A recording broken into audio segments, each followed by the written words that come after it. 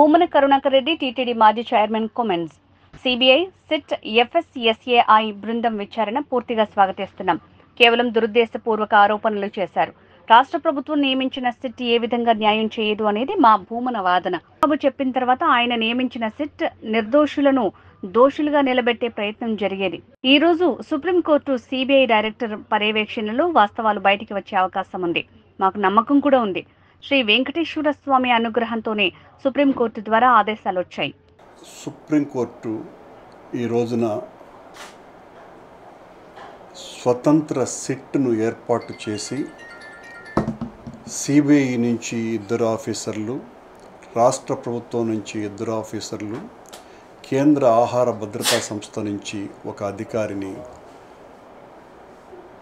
దర్యాప్తును కొనసాగించడానికి నియమించటం మేము పూర్తిగా స్వాగతిస్తున్నాం. మా సమయంలో నేను కానీ సుబ్బారెడ్డి గారు కానీ టీటీడీ పాలక మండలి అధ్యక్షులుగా ఉన్న కాలంలో ఏ విధమైనటువంటి తప్పు చేయలేదని ఆ దేవదేవుని పాదాల మీదనే ప్రమాణం చేసి చెప్పటం జరిగింది. కేవలం దురుద్దేశ్యమైనటువంటి ఆలోచనలతో ఈ రకమైనటువంటి ఆరోపణలు మా మీద వేసి ఆ నిందను తుడుచుకోవటానికి మా మీద బురద చల్లటం అన్నది చాలా అన్యాయమైనటువంటి విషయం. ఈ ఆరోపణ ద్వారా దాదాపు 140 కోట్ల మంది హిందువుల మనసుల్లోకి గాఢంగా వెంకటేశ్వర స్వామి ఆలయ ప్రతిష్టకే మచ్చగలిగే విధంగా అందరూ భావించేటువంటి పరిస్థితి ఏర్పడింది. దీని మీద మా వాళ్ళు సర్వోన్నత న్యాయస్థానానికి వెళ్ళటము, సర్వోన్నత న్యాయస్థానం దీని మీద చాలా స్పష్టమైనటువంటి ఆదేశాలు ఇవ్వటము జరిగింది.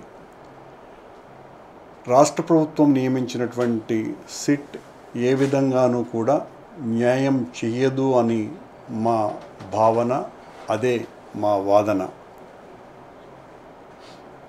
ముఖ్యమంత్రిగా చంద్రబాబు నాయుడు గారు ఆయనే ఒక తీర్పును ఇచ్చి నెయ్యిలో పశువుల కొవ్వు కలిపారు అని తీర్పు ఇచ్చిన తరువాత ఆయన నియమించినటువంటి సిట్ ద్వారా ఏ రకంగానూ కూడా సరి అయినటువంటి దర్యాప్తు జరగకపోవటమే కాకుండా ఖచ్చితంగా నిర్దోషులను దోషులుగా నిలబెట్టే ప్రయత్నం కూడా జరగవచ్చును అన్నటువంటి భావన అందరిలోనూ కూడా కలిగింది. కానీ ఈ రోజున సర్వోన్నత న్యాయస్థానం ఈ రకమైనటువంటి ఆదేశాలు ఇవ్వటం మూలంగా ఆ స్వతంత్ర దర్యాప్తు సంస్థ సిబిఐ డైరెక్టర్ పర్యవేక్షణలో వాస్తవాలను వెలికి తీసి ఏది నిజం ఏది అబద్ధం అన్నటువంటి విషయాలన్నీ కూడా అతి తొందరలో బయటికి వచ్చేటువంటి ప్రయత్నాలు చేస్తుంది అని మాకు ప్రగాఢమైనటువంటి నమ్మిక ఉన్నది. సాక్షాత్తు దేవదేవుడే, ఆ శిఖరవాసుడే, ఆ వేదమూర్తే, ఆ శక్తిమూర్తే సర్వోన్నత న్యాయస్థానం ద్వారా ఈ రకమైనటువంటి తీర్పు ఇచ్చి వాస్తవాలను వెలికి తీసేటువంటి ప్రయత్నం చేసింది అని మనస్ఫూర్తిగా భావిస్తున్నా.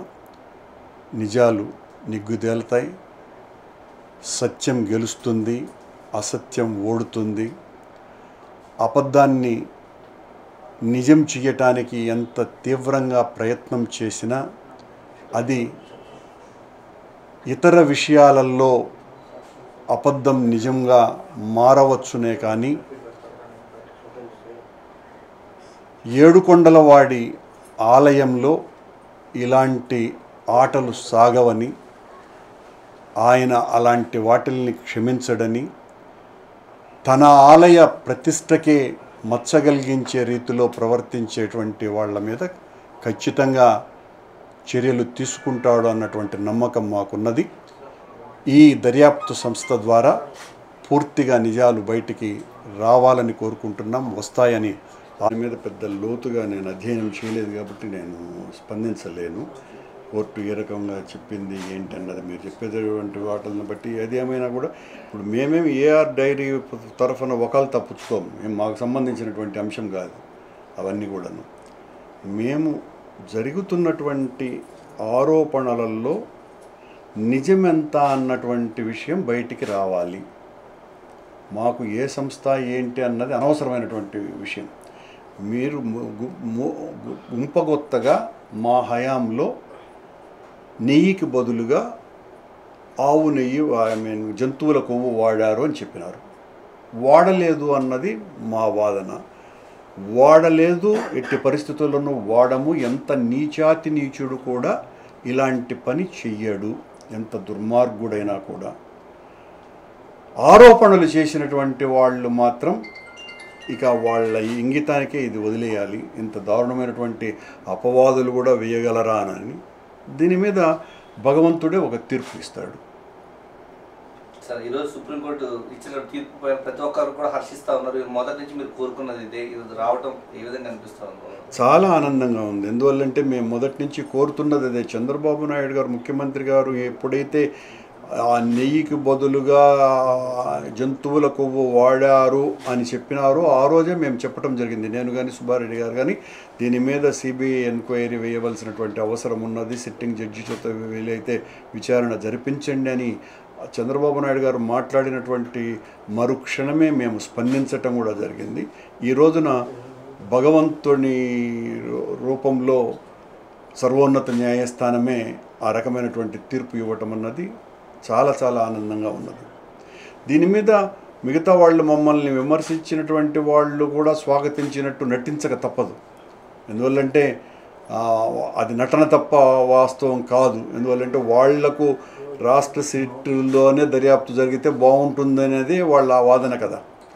కనుక వాళ్ళు దాన్ని తప్పని పరిస్థితుల్లో ఇన్వైట్ చేయక తప్పదు.